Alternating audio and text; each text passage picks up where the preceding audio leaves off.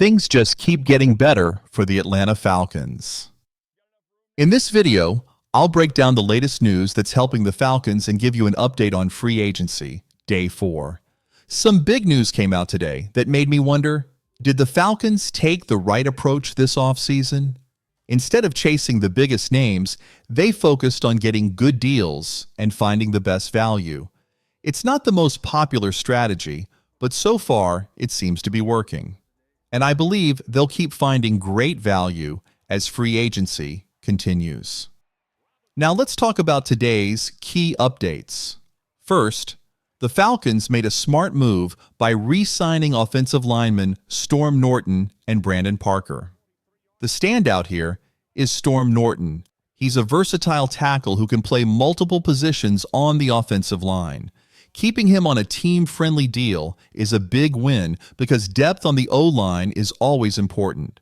Say what you want about GM Terry Fontenot, but he's done a great job keeping the Falcons' offensive line strong, and he might have even bigger plans for next season.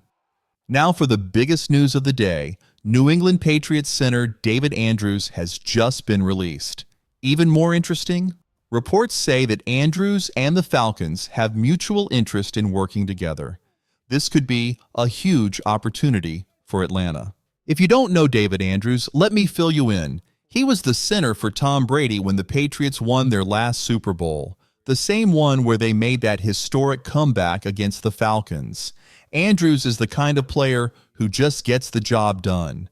He's reliable, hardworking, and always seems to be in the right place at the right time. Signing Andrews would be a huge win for the Falcons, especially with a young quarterback under center. His experience and football IQ could help take Atlanta's offense to the next level.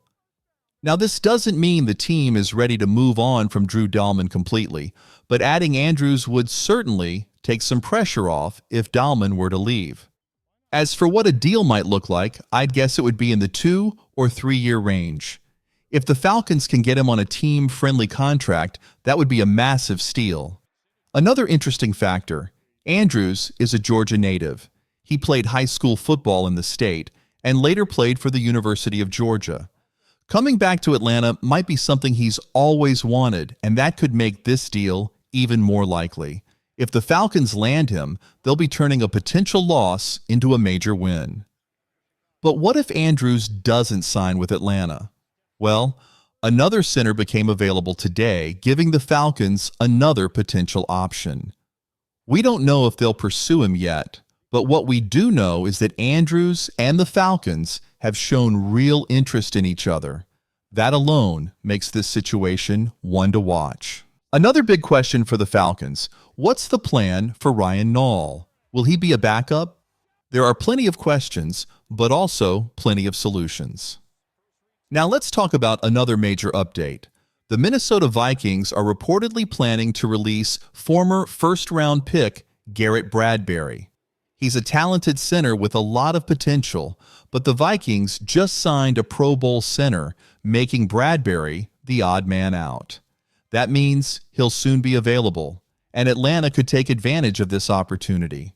Bradbury could be a great addition for the Falcons, especially since he might come at a bargain price. This is the part of free agency where smart teams find valuable players for cheap. We saw this happen when the Falcons signed Leonard Floyd on a 1-year, $10 million deal, a steal compared to Joey Bosa, who had only a few more sacks but got paid over $12 million. If the Falcons want to strengthen their offensive line, they now have two great options at center, David Andrews and Garrett Bradbury. Losing Drew Dalman was a setback, but if Atlanta can sign Andrews for less than what Dalman would have cost, fans won't be complaining. This could turn out to be one of the best moves of the offseason. That's the big news for today. As for Kirk Cousins, there aren't any major updates yet. It looks like the Falcons are playing the waiting game, likely keeping an eye on teams like the Browns, Giants, and Steelers, 3 teams that might need a quarterback. With only 2 quarterbacks available for those 3 teams, one of them will be left out. If that happens, Atlanta could have a chance to trade Cousins and pick up another draft pick, which would be a huge win for them this year. What do you think? Do you agree or disagree with how the Falcons are handling free agency? Let me know in the comments. It's been a wild free agency period overall, but Atlanta has been patient and smart, finding great value late in the process. If you enjoyed this video, do me a favor, hit that thumbs up, subscribe, and turn on post notifications so you don't miss any updates. And as always, peace.